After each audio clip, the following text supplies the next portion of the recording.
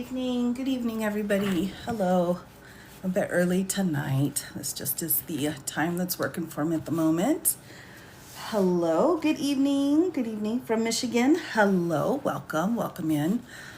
Hopefully everyone's having an okay Monday. It is Monday, right?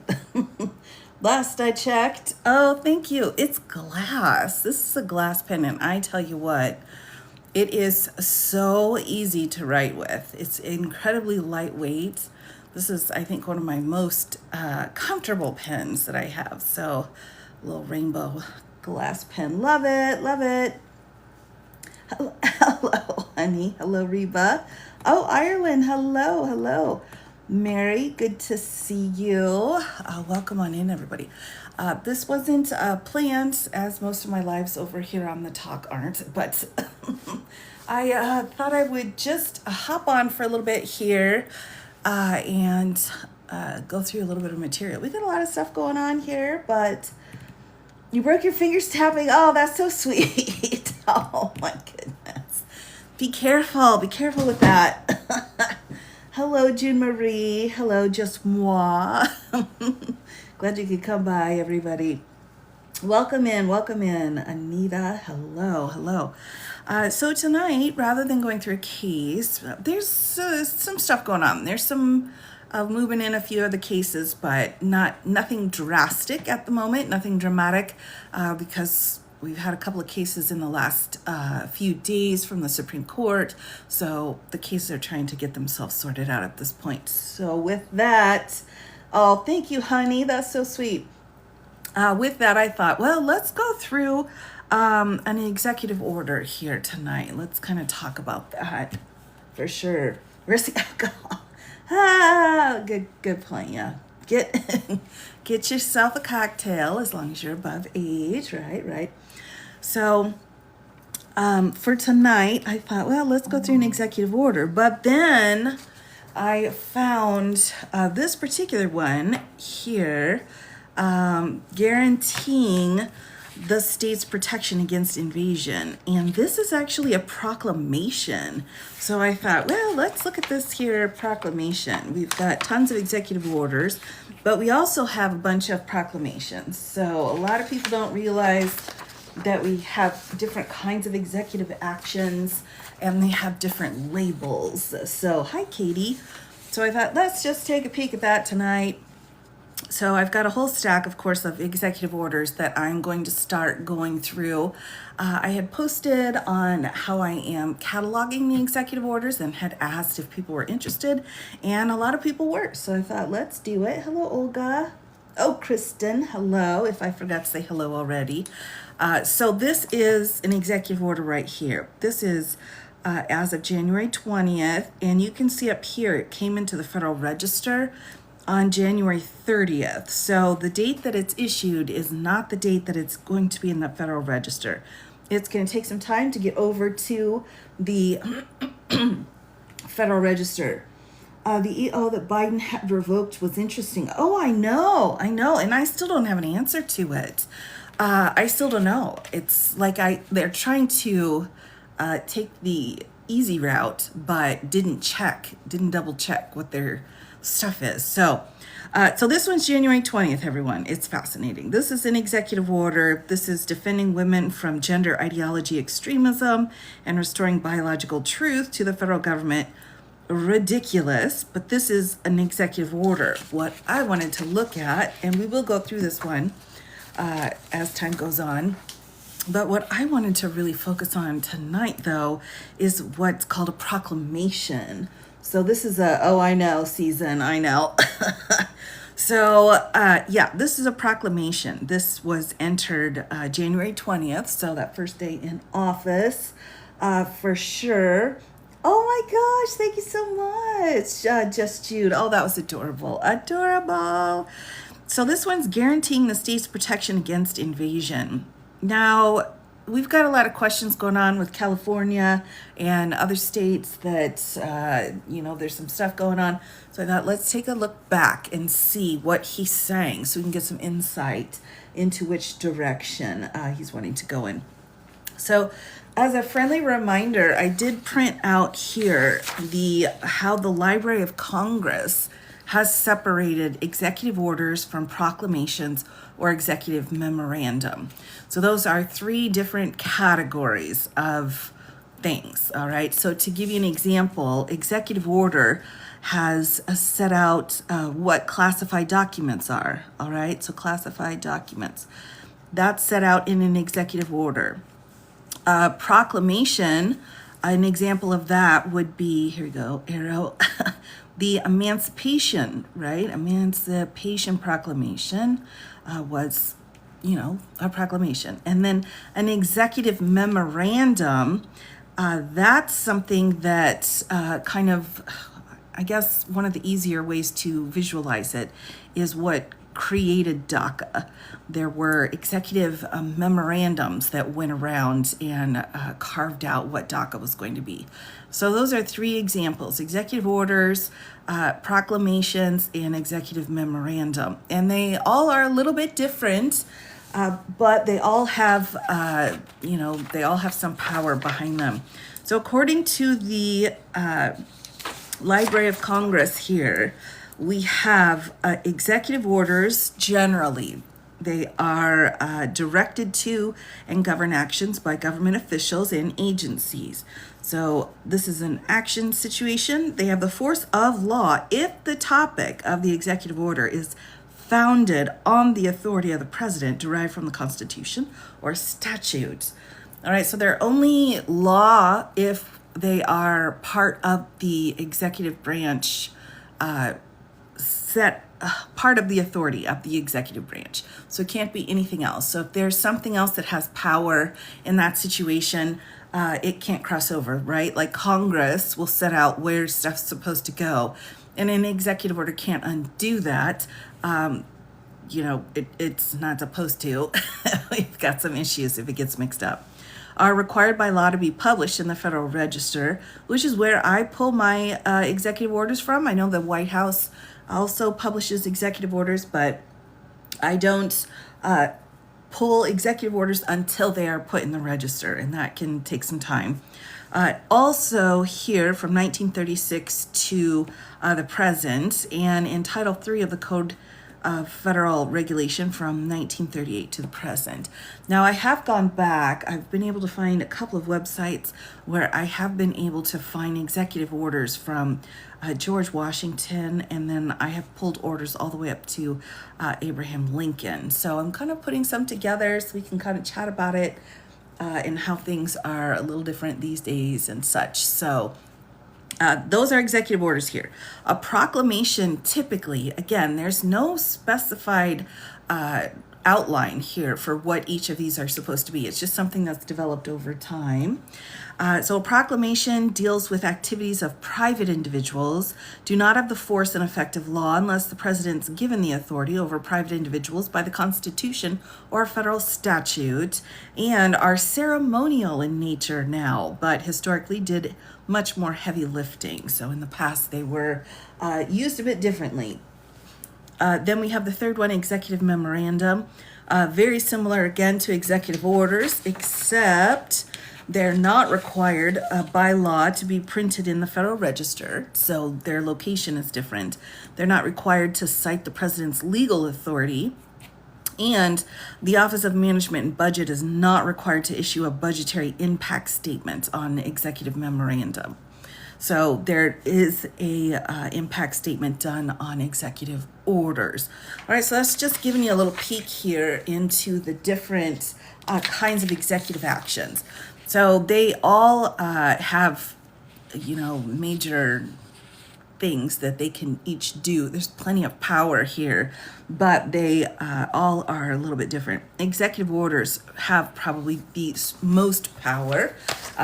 These days, they didn't have the same level of power back in the older days. So back in the old school days, let me just give you a little peek here into what kind of executive orders we were looking at before.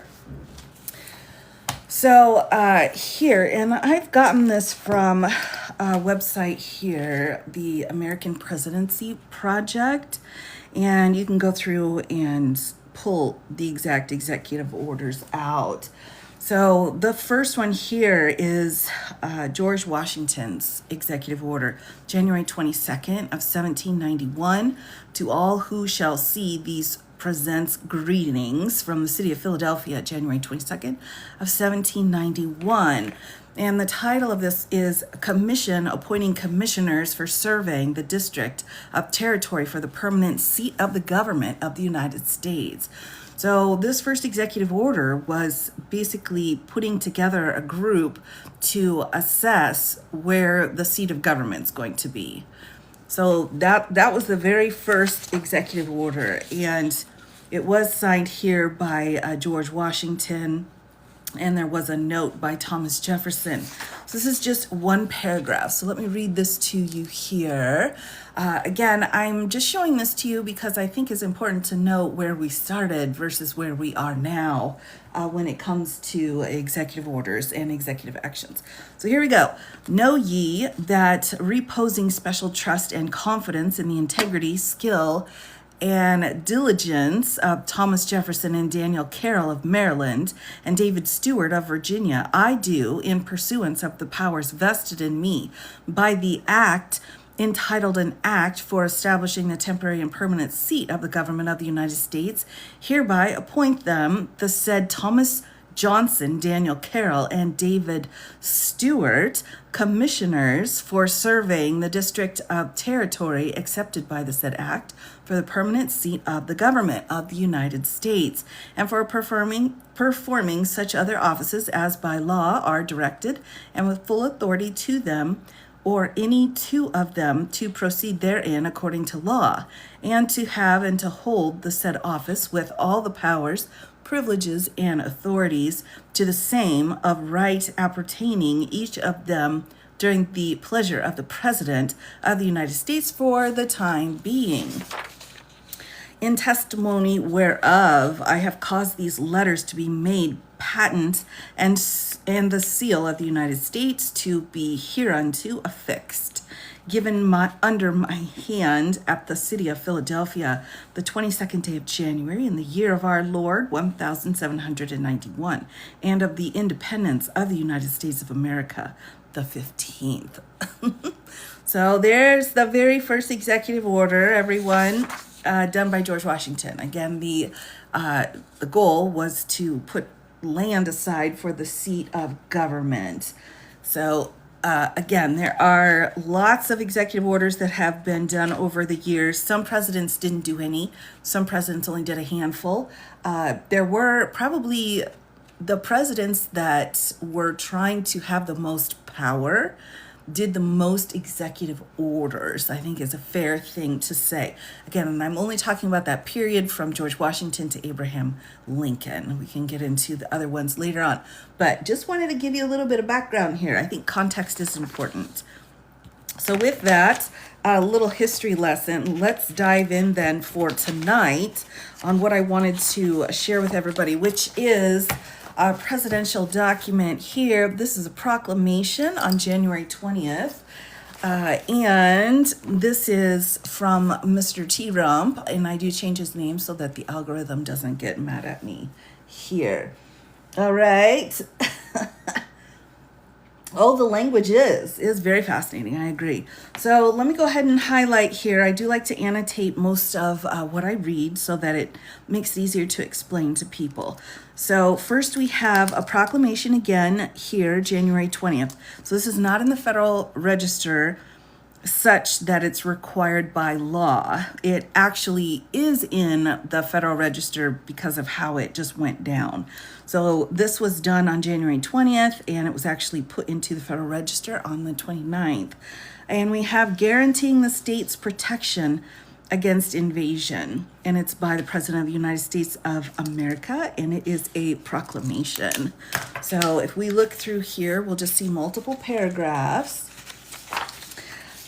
here, which are set out. And again, in our executive orders, we will see sections and subsections, but proclamations are a little bit different and tend to be more ceremonial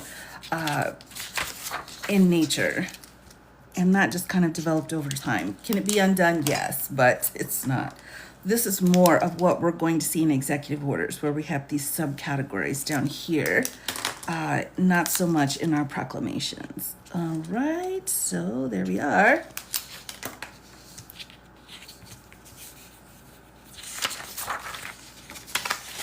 Okay, here we go. Sorry, everybody. I'm trying to get myself centered. Hopefully I'm close enough. All right. Hello.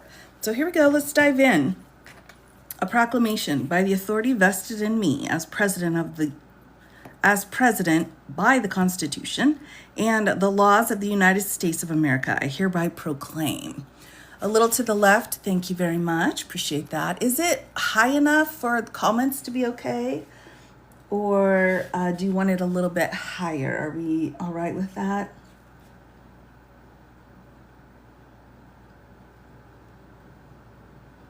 Okay, it's good. Okay, thank you, Real Life Works. I appreciate you so much. It's perfect. Thank you. All right, here we go. So by the authority, here's our intro line here. And what I'll do as we go along is just let you know, what my thoughts are. So first, an essential feature of any sovereign nation is the existence of territorial boundaries and the inherent authority to decide who and what may cross those boundaries. The Supreme Court of the United States has described this power as a fundamental act of sovereignty, which stems not alone from legislative power, but is inherent in the executive power to control the foreign affairs of the nation. Okay, we're going to be exhaling a lot here, everyone. So here's the case they're citing. If that's the proper case or not, I do not know. I've not checked their citations here. The Supreme Court's recognized the inherent right and duty of the executive branch to defend our national sovereignty, stating that, quote, when Congress prescribes a procedure concerning the admissibility of aliens, it is not dealing alone with a legislative power. It is implementing an inherent executive power. So the first thing to note again is he's trying to set out that he has power as the top person in the executive branch based off of this case. All right, so it's not just what Congress wants when it comes to foreign relations or foreign affairs of the nation. It's also part of the president's job. All right, so the Congress has, in establishing a uniform rule of naturalization, created a complex and comprehensive federal scheme in the Immigration and Nationality Act. All right, so that's kind of a big deal here. To control the entry and exit of people and goods across the borders of the United States. Oh, right. In routine circumstances, this complex and comprehensive scheme can protect the national sovereignty of the United States by facilitating the admission of individuals whose presence serves the national interest and preventing admission of those who do not, such as those aliens who pose threats to public health. Okay. So here we're just pulling out more pieces of the code. That's why I'm highlighting them in blue here.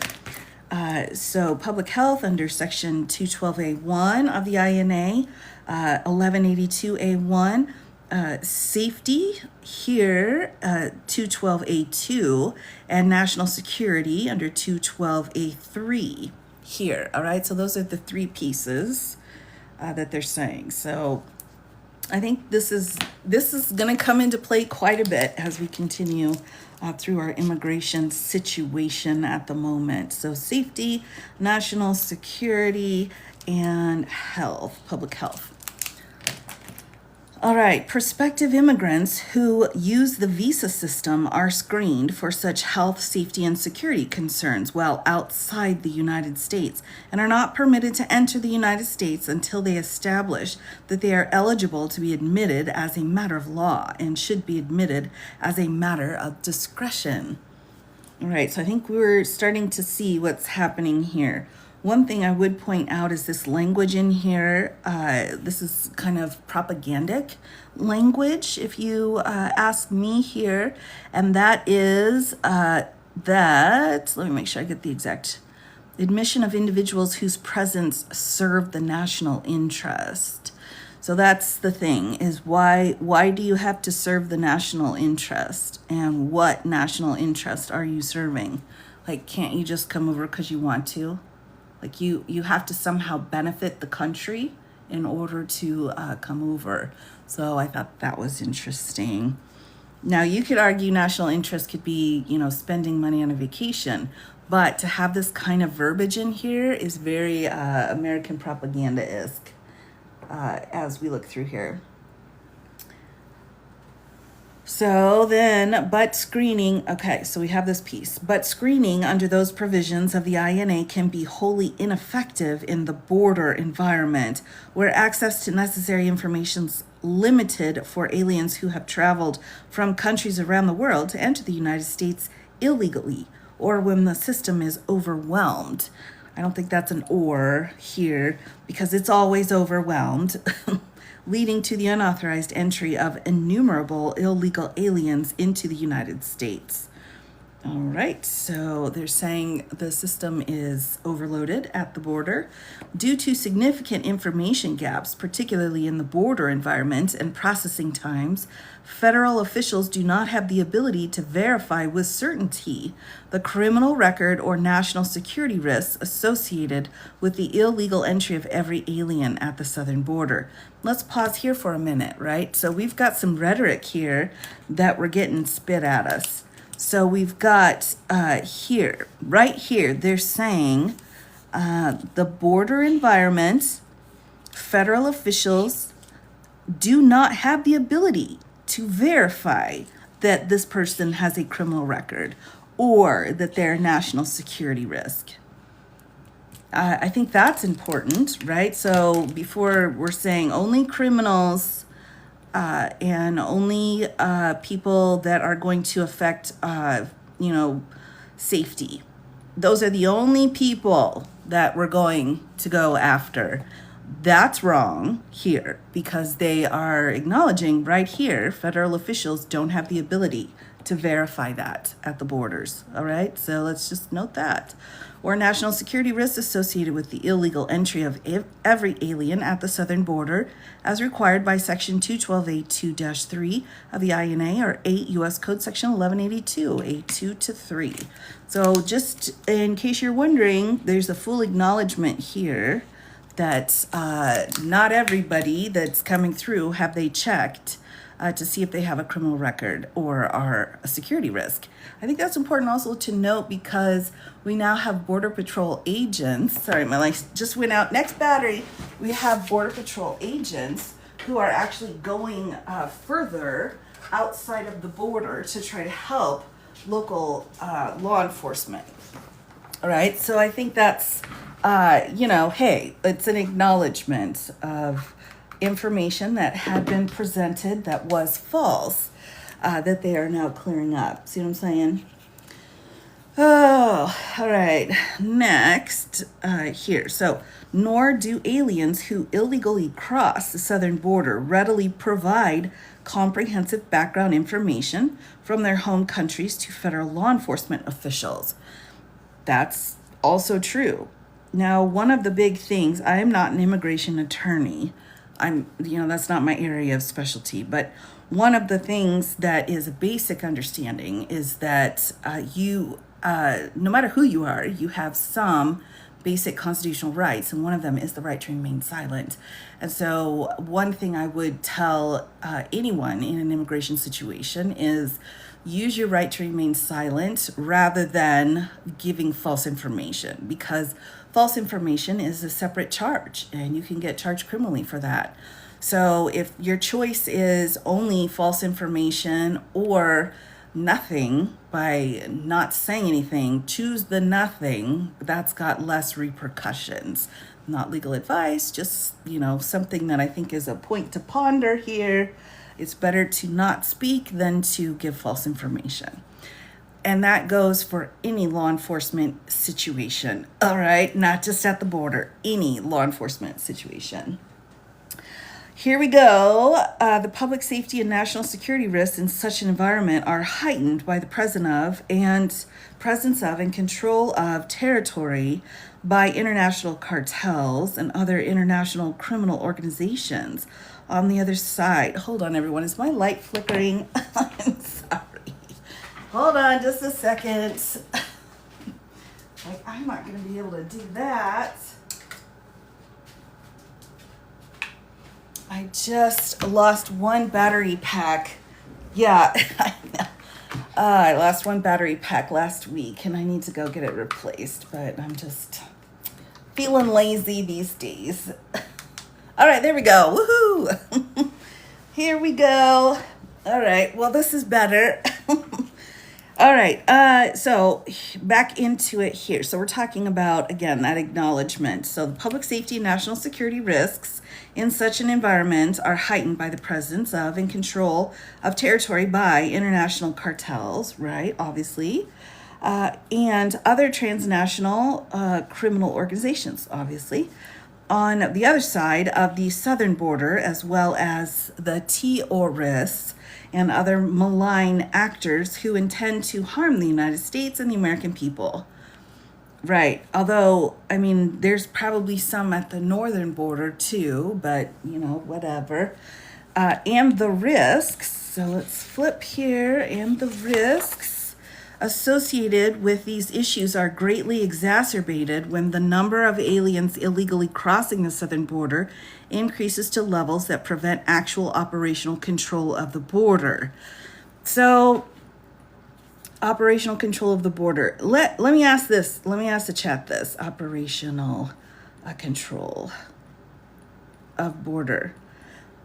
Do we think here that we have in the past had operational control of the border?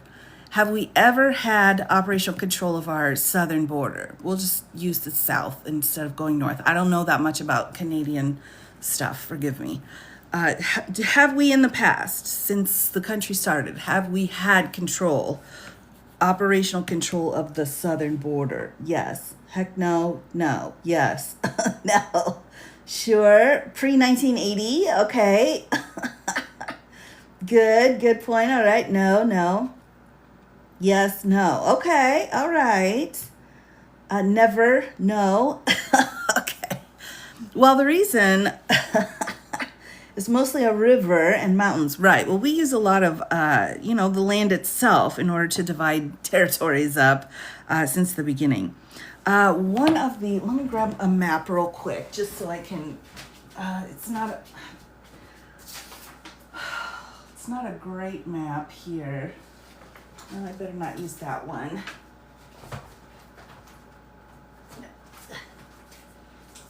No, I don't have it, unfortunately. I only have the slave map, and I don't want to put that up right now. Anyway, the point is, after the Louisiana Purchase, right? So that's the middle part of the country. That's when a lot of the borders changed and the boundaries changed. Thomas Jefferson era, right? And this level of control is always a question because we don't know. Like, what level of control are we talking about? Asking, is it like, stamp and then you go in? Is there, conversations had? What are we talking about here? So I think this is a key question that's always going to be asked. So they're saying here, I would not disagree with the statement here. I would not disagree whatever with this statement because it's difficult. It's difficult to maintain operational control. The same is true for public health, where the federal government currently lacks an effective operational capability to screen all illegal aliens crossing the southern border for communicable diseases of public health concerns, as required by 212A1 of the INA here. So that's another question, right? Another rationale that they're using. They're trying to say, well, we don't know if there are any kind of public health issues, so communicable problems that could lead to other issues. So we got public health questions by having people cross the border illegally, right? So I think that's like measles, right, Sherry? Oh wait, we already have measles. So I think that's important to note that this is one of the justifications they're using. They're saying by crossing into the United States illegally, so not coming in through, I guess, normal channels, right, with permission, there's a chance you could be bringing public health issues. Does that make sense to anybody? Well, that's what I'm saying, Dr. LGBTQ plus RN. That's exactly what I'm saying here. Public health issues. You mean like what happened to our indigenous people? Or, the Incas? Like what are we talking about here? Public health issues. And is that enough for the president to hang his hat on when it comes to what's happening right now? Right? If we look at what's happening with the icy people out there right now, going into neighborhoods with their behavior, is he going to be able to have a good argument saying, well, we don't know if they are healthy or not? I'm not sure that's going to be strong enough of an argument, but that's one of the pieces they're claiming. We can do this. We can accidentally, detain American citizens, put people into detention places that are not fit for humans because we are trying to protect the people from a public health crisis. Not saying, right.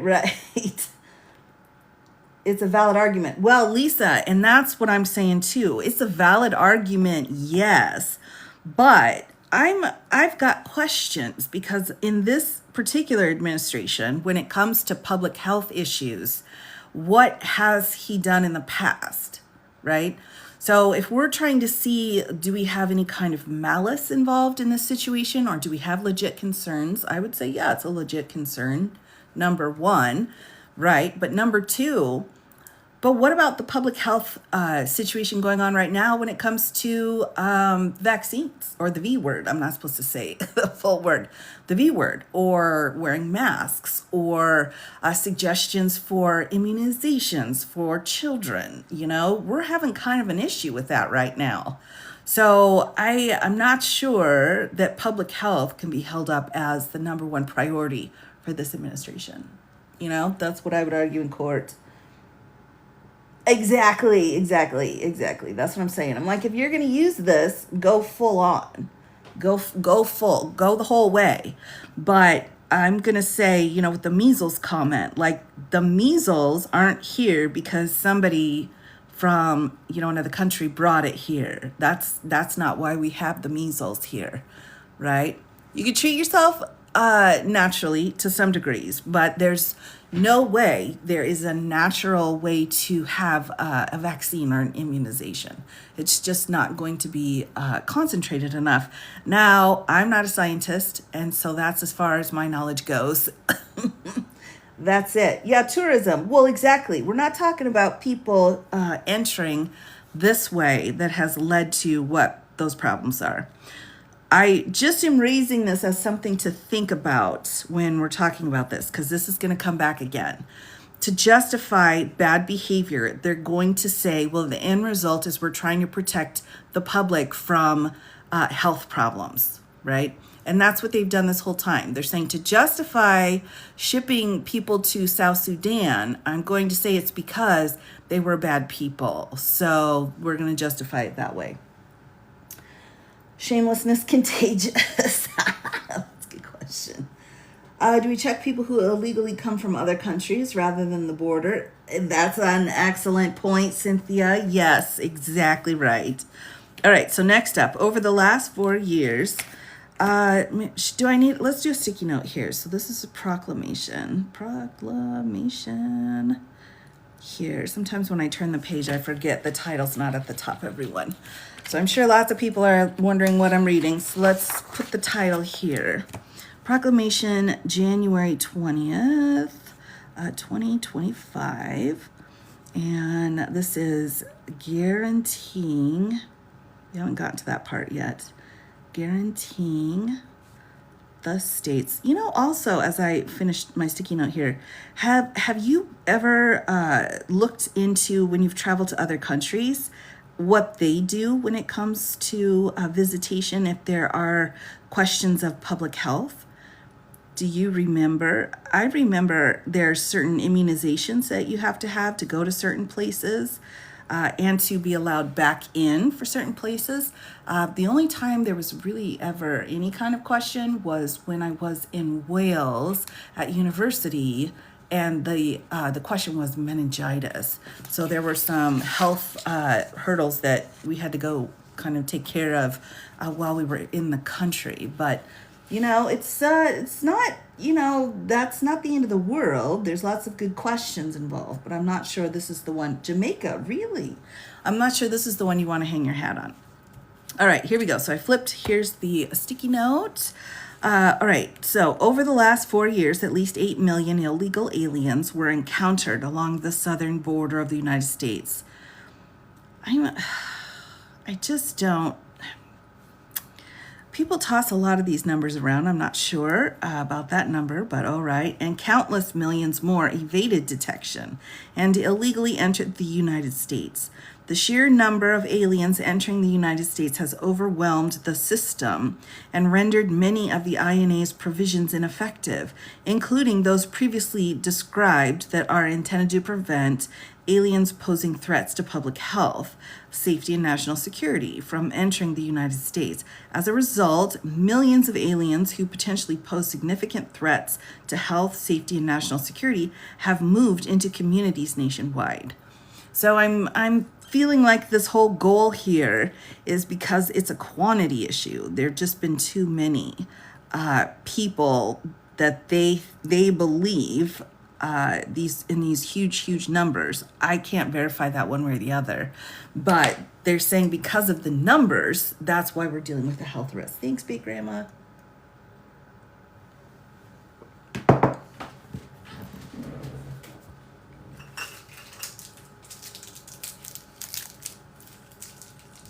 Oh, you're welcome, Serenity. Hopefully it helps at least see why it's happening, right? That kind of helps, I think. So it's a quantity issue. Too many people. That's led to having to take, emergency control over the situation.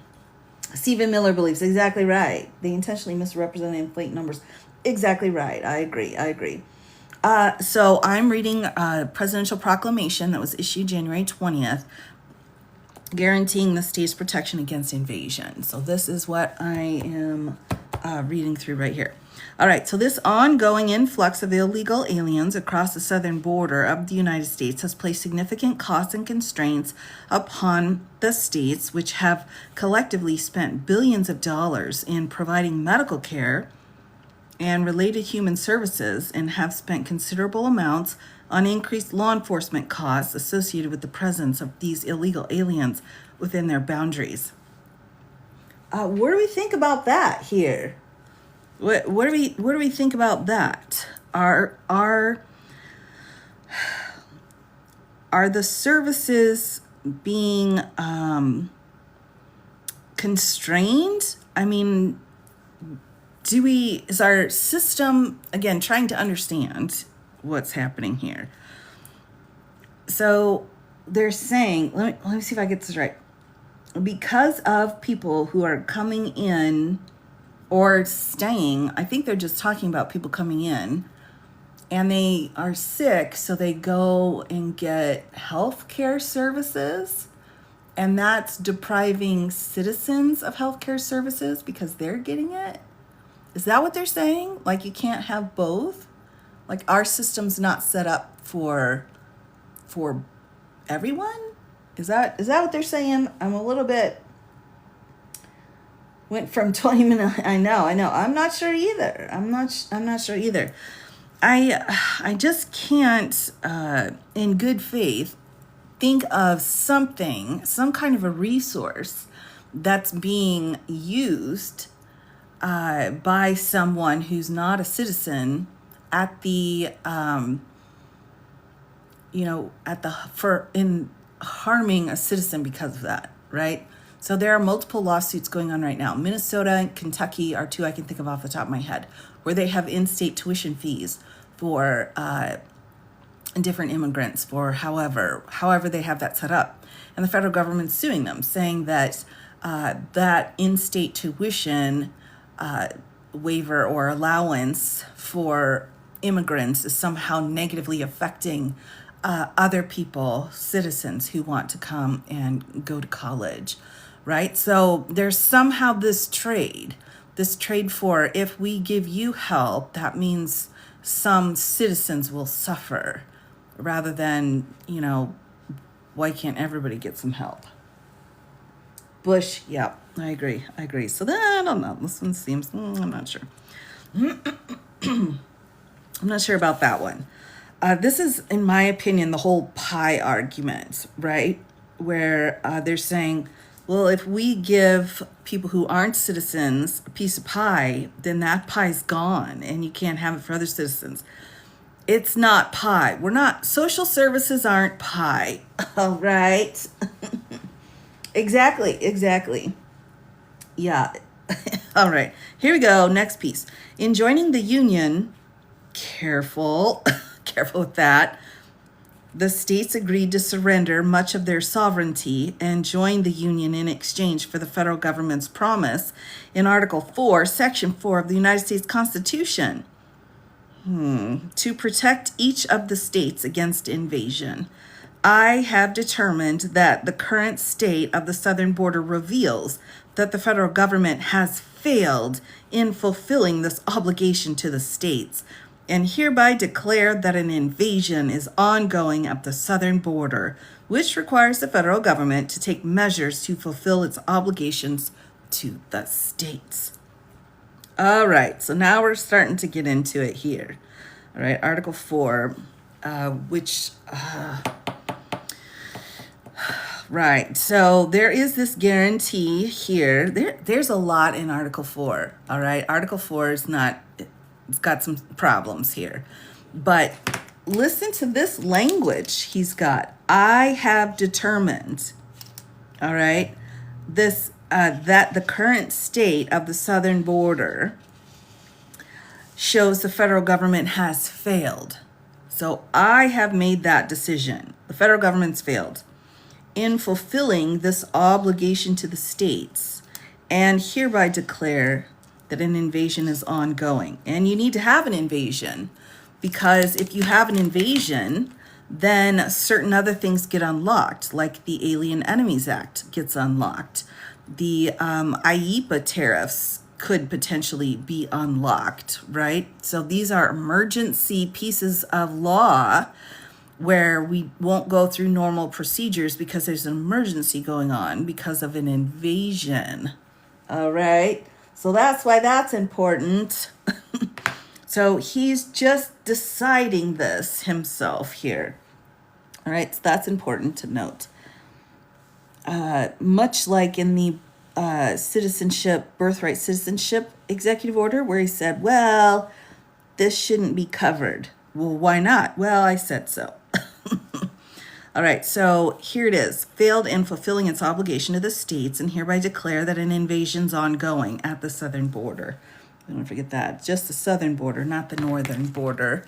The northern border has its own set of executive orders, which requires the federal government to take measures to fulfill its obligations to the states. Again, opening up a bunch of laws that can come in if the United States is actually under attack. We have a whole set of laws that click into place if that happens. Most of them, well, a lot of them are all the way back to the War of 1812 and the Spanish War, Spanish-American, Mexican War, separate. Those are different wars. And then more recently with Pearl Harbor. So we've had some increases in what we needed to have. And then, of course, after September 11th.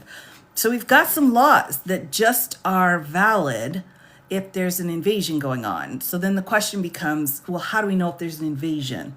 Well, the president just declared there's one.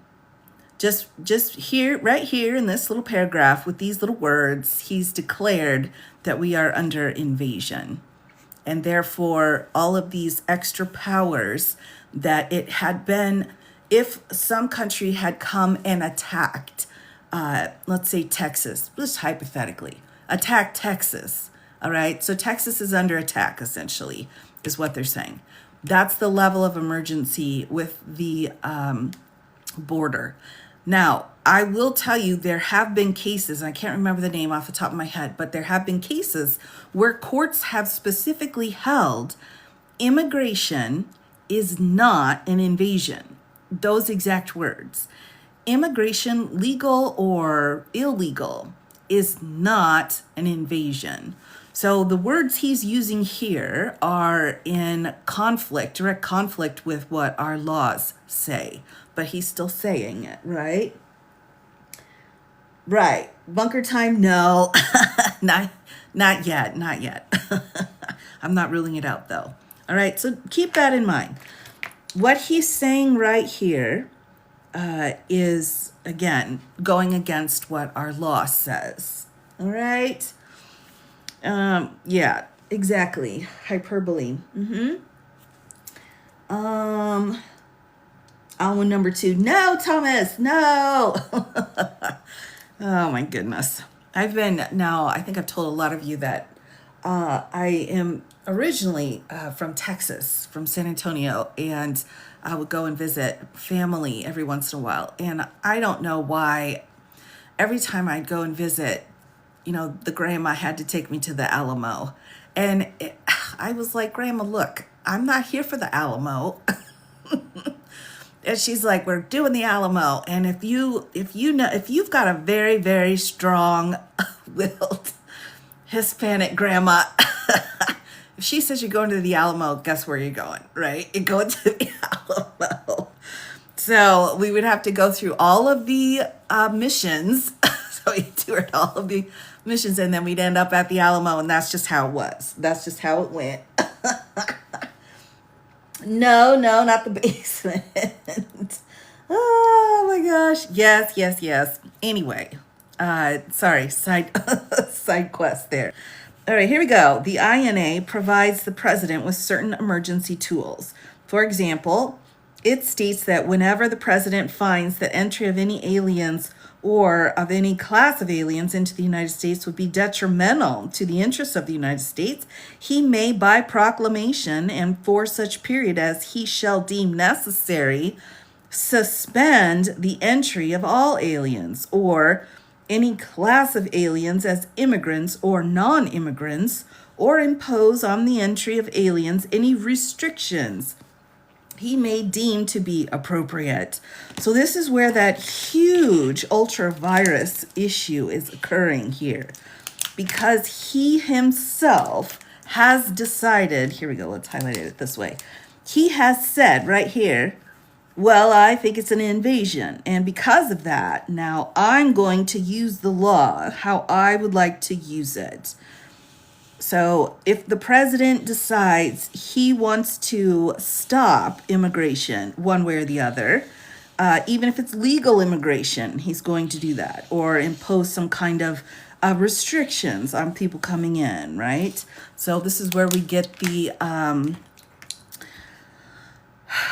we had the travel bans going on during the first administration, and now we've got all these executive orders that have done away with like refugee status, with pulling visas, with all kinds of legal immigration pieces that it's basically at his fingertips. What is it that he wants to do? Because in reading this statute, he's saying, I'm declaring Texas is being invaded. So because of that, I'm going to do whatever I want with people coming into the country. That is a huge overreach of power, humongous. And this is what's being challenged in the dozen cases against the federal government.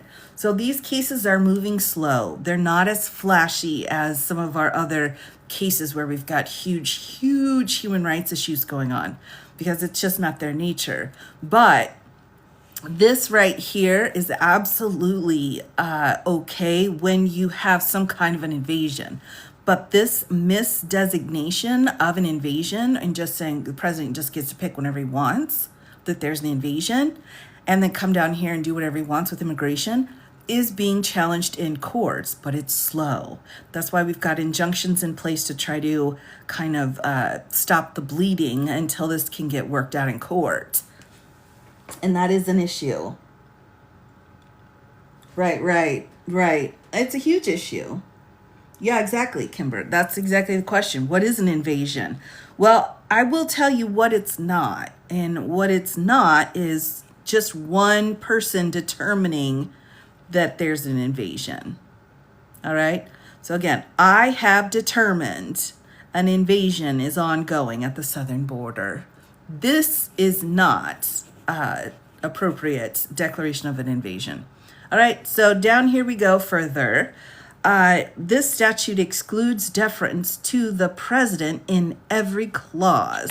He's citing Trump v. Hawaii. Now, this case is very important because this had to do with the travel ban when he was in office previously. By the time it made it to the U.S. Supreme Court and everything needed to get sorted out, he was no longer in office. So this was a very slow moving case. In the end, they basically said that it's not really relevant anymore. So we didn't have a true definitive answer in this case in Trump v. Hawaii when it came to executive power. But Trump v. Hawaii is going to be one of the biggest cases that the administration is going to use to assert extra executive power. All right, so it's not a great case for trying to say, you've only got this level of power. So that's very important, but it's also being misused and misinterpreted. It goes all the way back again to that very first travel ban. So further, the INA renders it unlawful for any alien to depart from or enter or attempt to depart from or enter the United States except under such reasonable rules, regulations, and orders and subject to such limitations and exceptions as the president may prescribe. So this is the moment where you recognize he himself is micromanaging all immigration.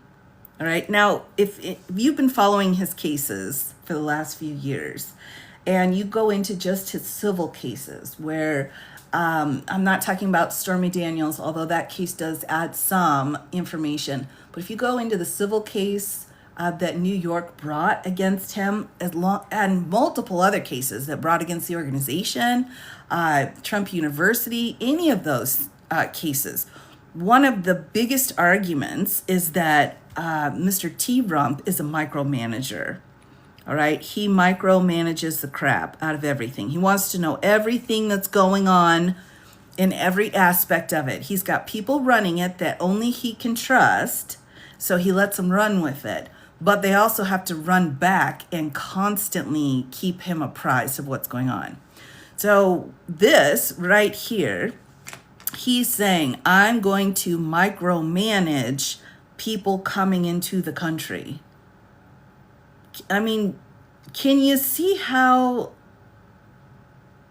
perhaps ridiculous this attempt is? This is why ICE has quotas. This is why every single thing is being appealed up to the U.S. Supreme Court, because they're trying to claim, because he has made this determination, he gets to decide who can come in and who needs to go out. And he can do that with Marco Rubio. All right? Yeah, exactly right. Exactly. So this is where, again, this is just showing you where that kind of bologna sandwich business is coming from here.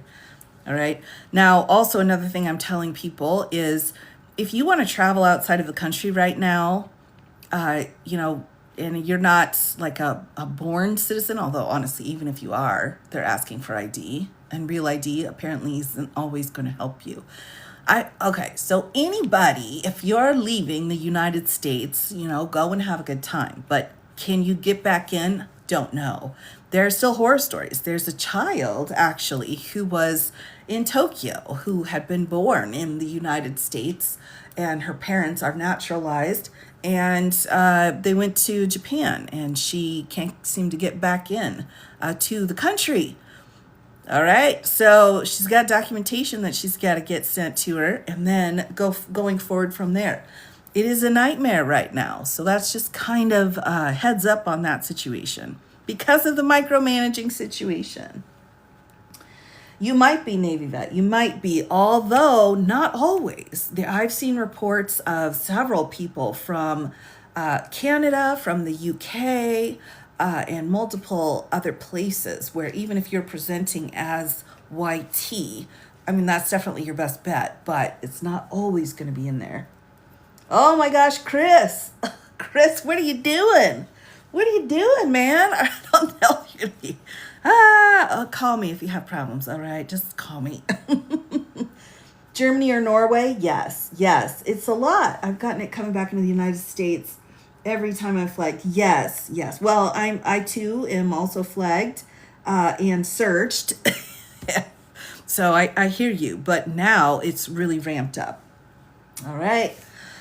Historically, presidents have used these statutory authorities to deny entry of designated classes and categories of aliens into the United States through ports of entry during some major war situations.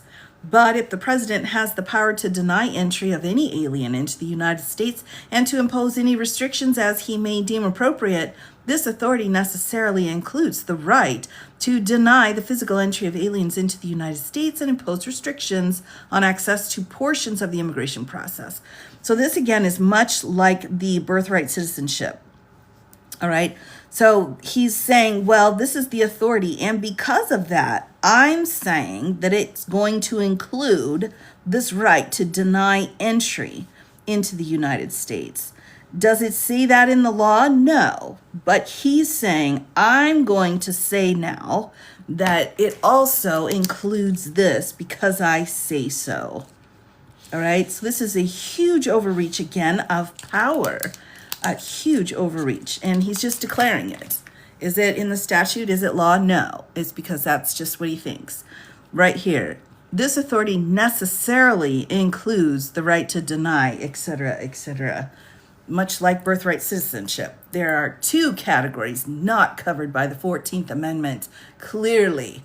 Like, why? Because I said so. Like, what? That's not right.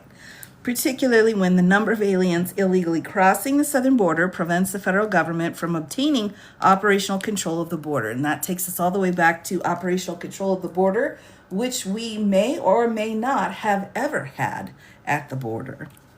All right, so this is always a question in place. The INA does not, however, occupy the federal government's field of authority to protect the sovereignty of the United States. Okay. So this is a separation of powers issue.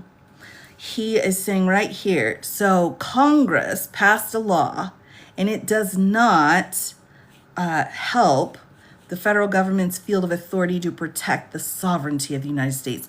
So Congress can't protect the United States is what he's saying here.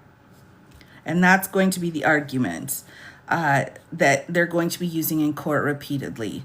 Who can protect the United States from harm? Congress or the president? He's saying Congress cannot, only he can. What I would say is that it's a joint venture. There are three branches of government.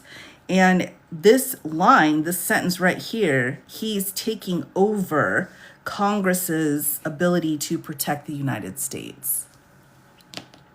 Yeah, exactly, mama. That's what I'm saying. I know, right? Again, it's this language, and it's saying again, so the Immigration Nationality Act does not, however, occupy the federal government's field of authority. So the federal government's authority to protect the sovereignty of the United States. So that's kind of a big stinking deal, everybody. It's kind of a big deal. Let's highlight that in orange. Here we go. All right, so we got separation of powers issues. and arguments that they're going to try to present. All right, particularly in times of emergency, when entire provisions of the INA are rendered ineffective by operational constraints, such as when there's an ongoing invasion, right, into the states. So let's pause again. So he's saying there are certain things in the INA, so the federal law, that are put on pause if the country is invaded. All right, and they certainly used this as far as they could possibly do it in World War II, right? Pearl Harbor, hello. So he's saying basically right now we're in the same situation as we were with Pearl Harbor. That's what he's saying right now. And because of that, then certain provisions of the INA are defunct at the moment. And he can use extra powers because we're being invaded. That's what he's saying, all right, here. So because of that emergency that he just declared 2 paragraphs ago, he's saying this emergency is making it so the INA is no longer effective. It's kind of a big deal, and we have yet to have any court make the determination, the finite determination, that there is no invasion at the moment. That we're not in that emergency situation. We've had the lower courts say we're not, but we've not had a definitive answer on that from the U.S. Supreme Court. That's really the question. That's going to be the question that changes everything. Are we under attack because he said we are? Does he have that level of power? And the U.S. Supreme Court will have to make that determination. Right. All right, so the president's inherent powers to control the borders of the United States, including those deriving from his authority to control the foreign affairs of the United States.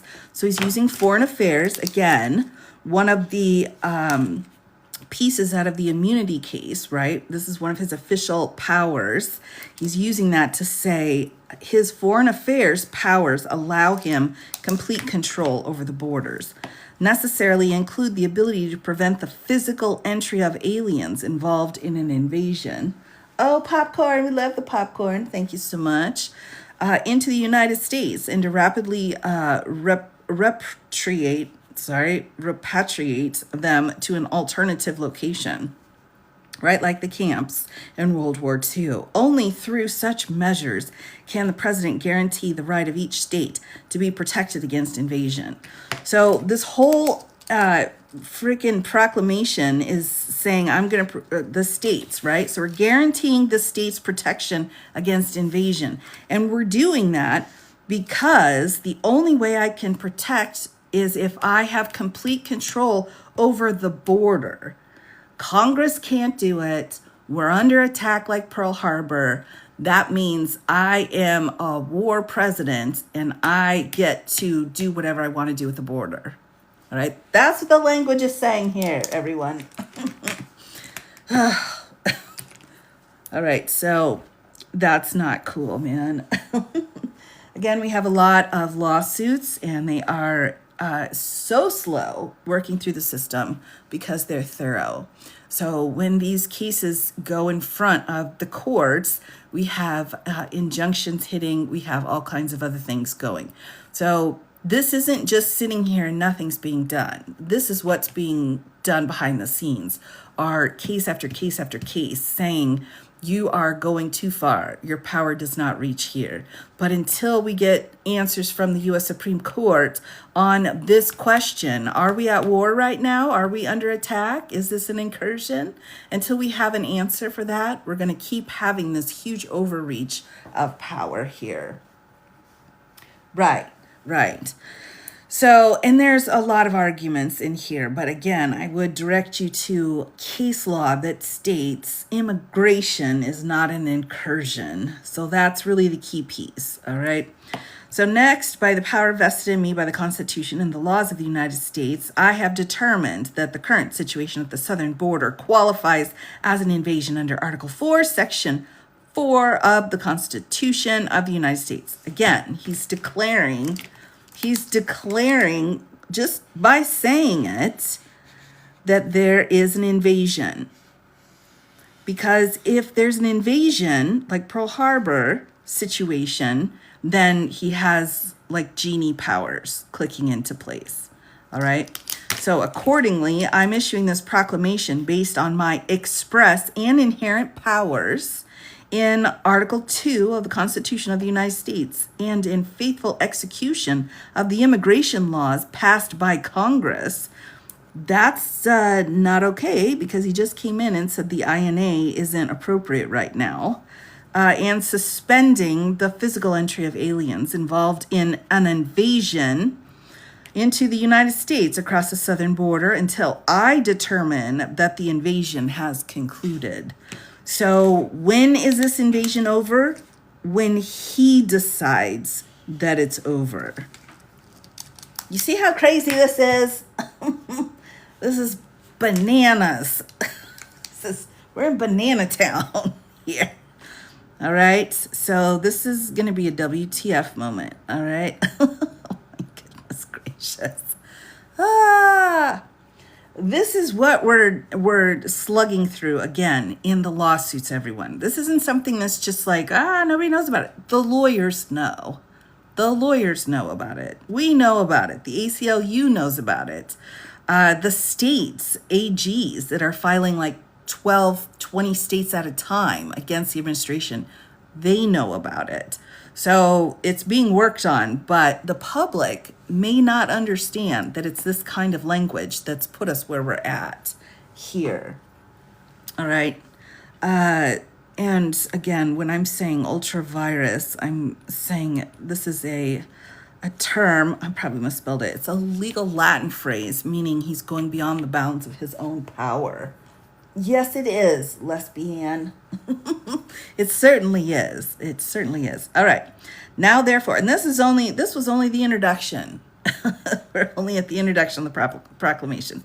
Therefore, I, Donald T. Rump, President of the United States of America, by the authority vested in me by the Constitution and the laws of the United States of America, including sections 212F and 215A of the INA. So again, these are going to be our debated, hotly contested areas here, section here and section here of the code, and sections 301 of Title III. Again, if you really want to know what the arguments are going to be, pull the legal sections up. Hereby direct as follows. So now we're getting into some directions. So this is now looking more like an executive order versus a proclamation. All right, so let's grab into that. Right, and by the time these cases make it all the way up and down, their own strategy of stalling everything, time's going to keep going on. If you know what I mean. All right, so here's section 1. First, suspension of entry. I hereby proclaim, pursuant to sections 212F and 215A of the INA, that the entry into the United States on or after the date of this order of aliens engaged in the invasion across the southern border, again, that's really not defined very well here, is detrimental to the interests of the United States. I therefore direct that entry into the United States of such aliens be suspended until I issue a finding that the invasion at the southern border has ceased. I mean, it's just taking total control here of that situation. When is it that one person gets to decide when an incursion's over or an invasion's over? Let's peek back here again at the language so we know what we're talking about. I've determined that the current state of the southern border reveals that the federal government has failed in fulfilling this obligation to the states, and hereby declare that an invasion is ongoing at the southern border, which requires federal government to take measures to fulfill its obligation to the states. So do we have any specific description of who is coming in? No. We're saying here 8 million illegal aliens. So are we talking about just illegal aliens, or are we talking about anybody crossing the border? Because technically, how he's written this, it could be anybody part of a country that's doing the invasion. Now, again, we don't know exactly what that is because it's just the southern border and lots of people from lots of different countries coming through the southern border. So is it clear? No. But is it only for people crossing illegally? Also, no. All right, because of how he's written it. All right, Section 2, imposition of restrictions on entry for aliens invading the United States. Who's invading? Who is invading? I mean, we need some specifics here. And the problem is when you just declare a blanket invasion, so you can have genie powers, trying to actually define who and what countries are invading is an issue. Now, if you think back to the Alien Enemies Act, everyone, for a minute, there were some discussions that it's Venezuela, right? So Venezuela had some bad people in government, and essentially one judge said, well, the bad people in government are the equivalent of the government. And I think it was the Texas judge. And he said, so yes, there could be an incursion going on. But, whatever. That's the only time I've seen that. And, guess what? There's more than people from Venezuela coming in the southern border. So this is so broad here that it's well outside of the boundaries for defining what an incursion is, what an invasion is. And I mean, you can't just say everybody that comes in through the southern border. That's way too broad legally. All right, here we go. And they're going to argue that it's not. So, that aliens engaged in the invasion across the southern border of the United States on or after the date of this proclamation are restricted from invoking provisions of the INA that would permit their continued presence in the United States. So, again, look at what we have here. Look at this language. On or after the date of this proclamation are restricted. Again, we don't know who. Aliens engaged in the invasion. Who's that? We don't know who that is. We don't know. It's because all he said is anyone coming over the southern border. Anyone. That's it. He's not named any countries. He's not named any specific organizations. So aliens engaged in the invasion across the southern border of the United States on or after the date of this proclamation are restricted from using the INA that would allow for their continued presence. So they're not allowed to use the federal immigration statute that sets out when you can come in, what you need to do, and so forth. They're not even allowed to use it, is what he's claiming here. All right? Their continued presence in the United States, including but not limited to Section 208 of the INA, until I issue a finding that the invasion at the southern border has ceased. Again, total control here. Until he decides. So anybody who's invading, we don't know who it is, just whomever he thinks it is, they're not allowed to use legal statute with regards to their entry. Mm-hmm.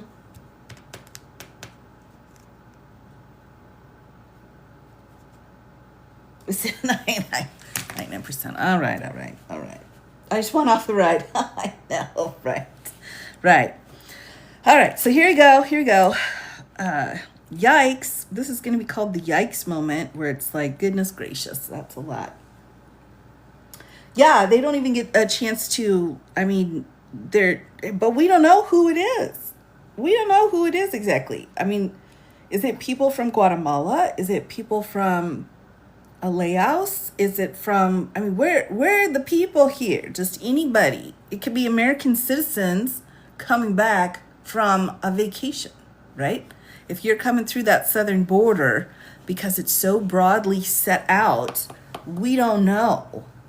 We have no idea. And I will tell you, courts don't like that in general. They do not like super broad blanket statements. And then again, the only way it can be finished is if the president, if he finds it, not even the president, but this guy himself has to determine that the invasion's over.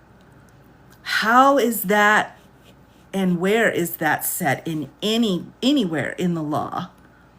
Anywhere is it stated that only he gets to determine if the invasion's over, right?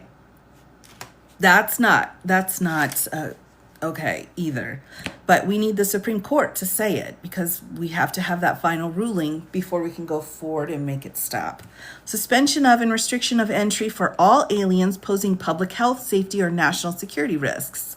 Now, this is going to get a little dicey again here, because we're dealing with a broad group of people and we don't know who he's referring to. I hereby proclaim, pursuant to sections 212F and 215A of the INA, that the entry into the United States on or after the date of this order, or any alien who fails before entering the United States to provide federal officials with sufficient medical information and reliable criminal history. Now, this is the area where I don't know exactly what's required when it comes to what information you're required to give. So I don't know if medical information is already required or not. And reliable criminal history. What does that even mean? Reliable criminal history. Does that mean you're basically doing the job of the Border Patrol for them? What if he was to pass away and not stop it? Good question. And then whomever would take his role would be able to argue this. There could be some people that said, well, he only said I. And if, because we're fighting with words, we're just fighting semantics. So some people probably would come in like that little, short, ratty guy in the House of Representatives with the glasses. That fella might come in and be like, well, he said I, and so it has to be in place forever. He could do that. But then the majority would come back and say, we have someone in his seat now, and that person should have it. Bring down, yes. Now, VC, I'm sorry. I worked so hard to make sure I had it, and then I forgot it. You have to remind me. Right, medical information. Right, exactly. Right. All right, so criminal history and background information has to enable fulfillment of the requirements here. So he's saying bring your own information. We're not going to do that. Is detrimental to the interests of the United States.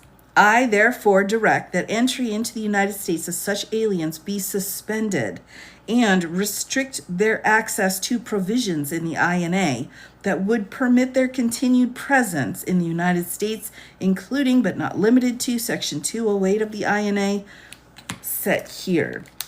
So again, he is directing the suspension of entry. Right? So, oh my gosh, there you go. We want a title bar. Is this the first attempt at invoking the Alien Enemies Act? Oh, no. It's been used before. Now, most of the Alien Enemies Act, which was actually a pack of 4 statutes, together. The other 3 have gone away. This last remnant has been used multiple times. Probably the most recent, most well-known would be in the, September 11th, of course, was tried to, W. Bush tried to use it in multiple ways. And then the most infamous would be, of course, World War II. So yes, it's been invoked. It has been. But you're supposed to use it during times of war, not during times of, well, I think we're having a disagreement, so let's claim war so I get all my genie powers here. Right. All right, constitutional suspension of a physical entry. Let's see how this is going to go down here. Yikes. And we are kind of getting towards the end here, everyone. So the end's in sight. Here. So under the authorities provided to me under Article 2 of the Constitution of the United States, including my control over foreign affairs, including my control, dang, my goodness gracious, and to effectuate the guarantee of protection against an invasion. So he's now owning that. He's now saying this protection in Article 4 is specifically powered to him. So he's just going to take that. He's setting out new power, new presidential power. Has that been set anywhere? No. He's saying it. He's saying it through this proclamation that he's the only one that can protect the sovereignty of the United States. Only him. Under Article 4 here. Section 4, I hereby suspend the physical entry of any alien engaged in the invasion across the southern border. Again, who's that? We don't know. Of the United States, and direct the Secretary of Homeland Security, I think that's the dog killer, in coordination with the Secretary of State, so that's the Marco Polo fella, and the Attorney General, and that's that Bondi lady, my goodness gracious, to take appropriate actions as may be necessary to achieve the objectives of this proclamation until I issue a finding that the invasion at the border has ceased. All right, so he's got his trifecta here. His three people need to listen to that. Exactly, singularly rewriting the Constitution. Yes, no, of course not. And he's even saying that Congress's immigration statute just gets in the way of what he needs to do to protect the sovereignty of the United States. That's why he's saying that the federal government here in this piece, let me just pull this out here. Let me pull this out, this exact piece, because this is really bonkers. Here, so let me make sure I've got it here. Where were we?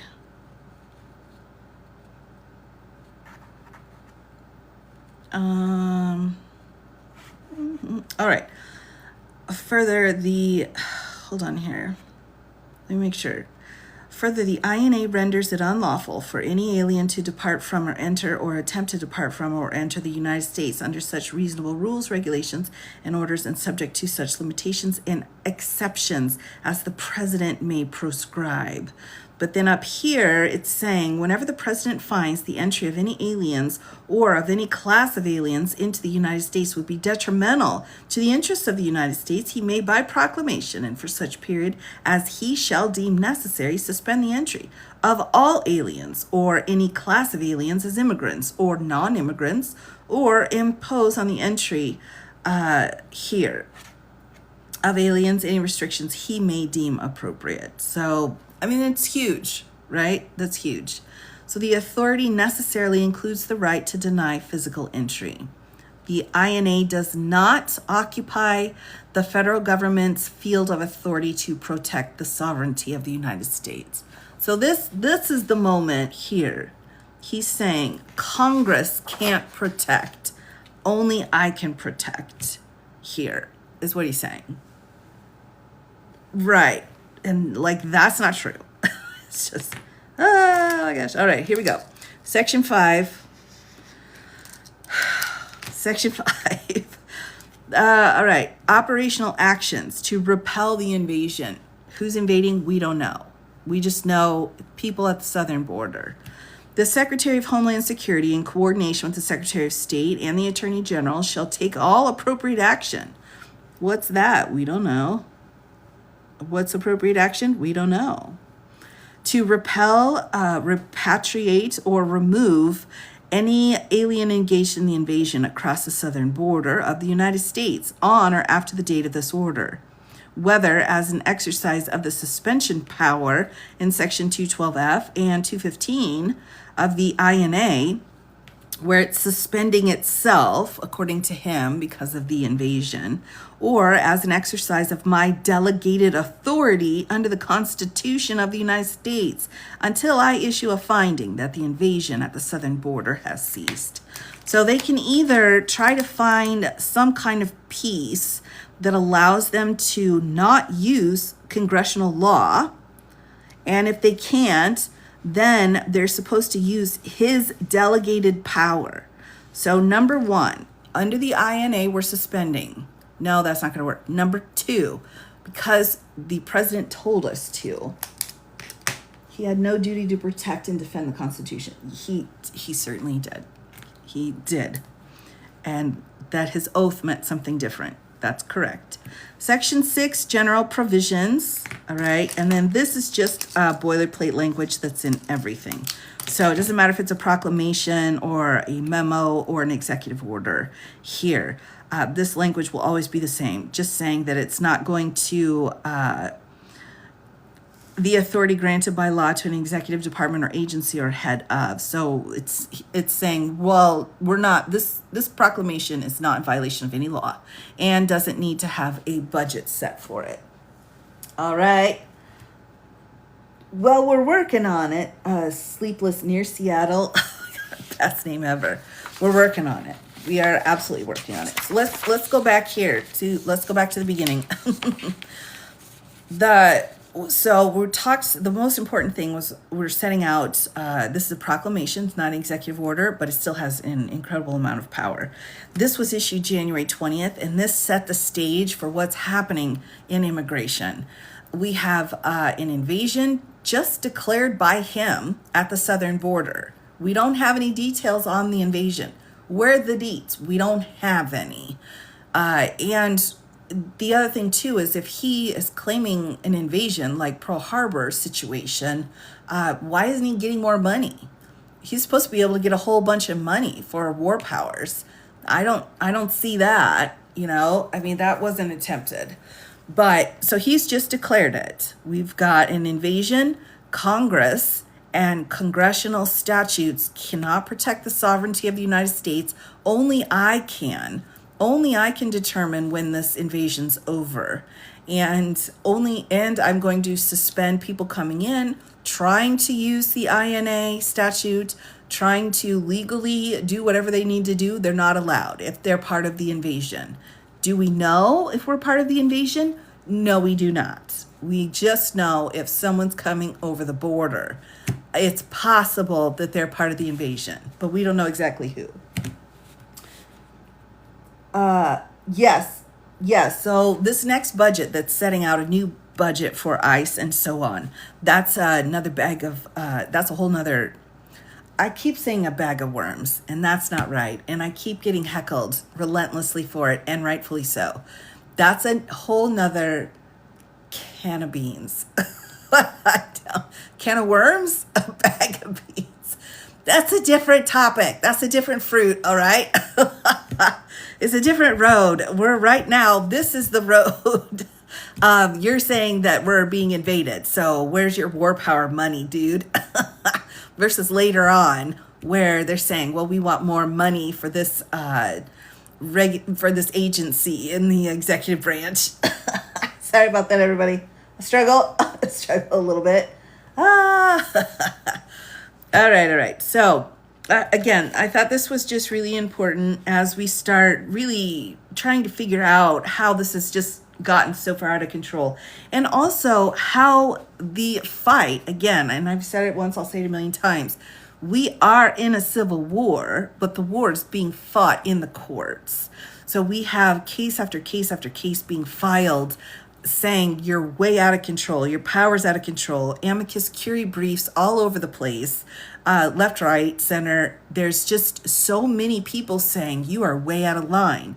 But our courts move so slow that it's going to take some time before we get a definitive answer in. Starting tonight, tank break. Oh, I know, right? I know I shouldn't share this, but I actually have purple Kool-Aid tonight. I know. I can't help it. Sometimes you just need Kool-Aid. Oh my gosh. They did say aliens are real. No, that's crazy talk. Oh, that's crazy talk. Anyway, so that's what I've got, everyone, for you tonight. I think it's important, again, to get the context, to get some of our prior executive orders so we know what we're talking about here, and then actually break the language down. Because one of the biggest things that is the weakest link for this administration is the cutting and the pasting of everything. Everything's cut and pasted. The editing is well below where it should be. So a lot of mistakes are getting made. And because they're using semantics here, because they're using words in a way to benefit themselves rather than common English, it's time to pick it back up and use that same idea against them as well, right? So this is what I'm talking about when I'm saying we're off-roading. It's like, we're not going to let this slide. This is the language you're using. This is the language you need to be held accountable for. Right. Well, he may not care about the lawsuits, but history does. We're making history here. This is what we're doing. And at the end, again, each lawsuit's like a battle. And at the end, we'll see what's left standing, and then we'll go into reconstruction, which will be painful. But we will still do it. And as long as there's a fight going, it means no one is just, saying, fine, do whatever you want, except for the law firms that have acquiesced and some of the universities. So we're still fighting. We're fighting the good fight here. Yes, absolutely. Oh, I know, VC. True story. Class action that was filed to change the injunction. Nothing new yet. And that class action was basically just... we've had several changes to complaints and additions of requesting classes now that injunction case came down. So the cases right now are just getting themselves sorted out to come into compliance with the order. None of them are being dismissed. There are no cases here that are like, well, we're done, we're dismissing. Nope. They're just adding things to what was already on file.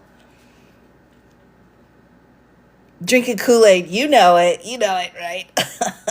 I'm not sure it's optimism at this point. I mean, I'm not feeling optimistic about anything because this is going to suck. The whole thing that we're going through right now sucks.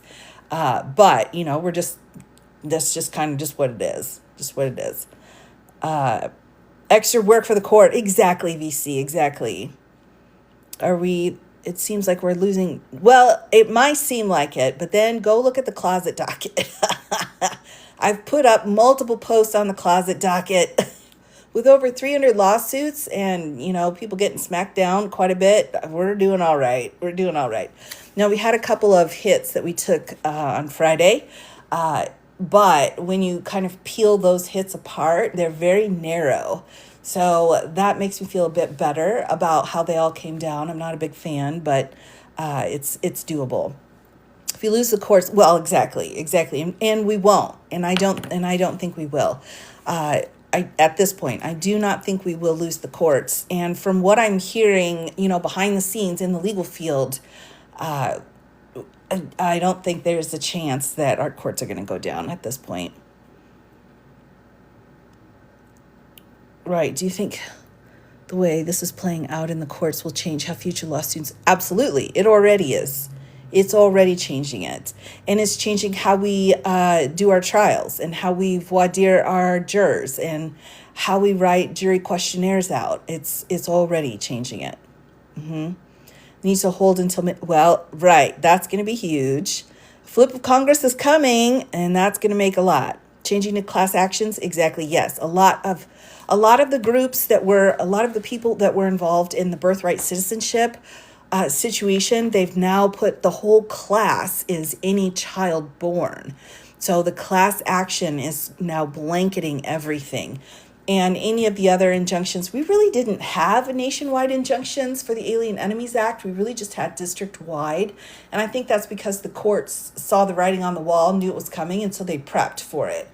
And that's what courts do. They prep either way. Whichever way the chips fly, you know what I'm trying to say. Whichever way the cards come out. It's getting late, everybody. However things end up, the courts will come out okay because they know which way to go. So depending on where justice is, they will go whichever way they need to here. Anyway, the wind blows, the chips fall. Thank you. I needed that. Which way the chips fall. Oh, my goodness. Dominoes? All right. Worms get to the wet sidewalk. All right. Now, come on now. Sorry, everybody. All right. With that, I better get off before I go too bonkers. I will be over on the tube tomorrow. Again, I try so very hard to head over there on Tuesdays and spend my time over there. So come and hang out with me over there. If you're interested, I will be doing some more documents tomorrow. So take care, everybody. Have a great night, and I will see you all again very soon. And as always, thank you, moderators. I appreciate you all so very, very much. Take